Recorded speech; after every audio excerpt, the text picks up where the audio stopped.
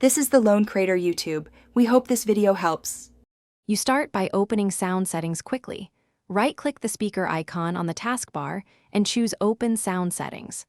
Once there, scroll to Advanced Sound Options and open App Volume and Device Preferences so you can target specific sources. Make sure you have admin access if you plan to change system-wide sounds, otherwise adjust per app. This step prepares the exact entry points you'll edit. It's faster than hunting through Control Panel and avoids unnecessary. Next, open the Sound Control Panel via Related Settings and switch to the Sounds tab so you can change event sounds directly.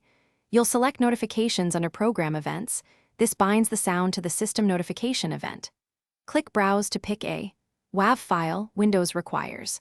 WAV, then click Test to confirm it plays. Once done, apply changes to commit them.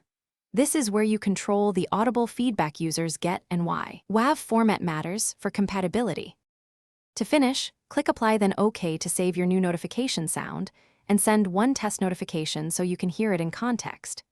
If the sound doesn't change immediately, restart Explorer or sign out and back in to reload system sounds.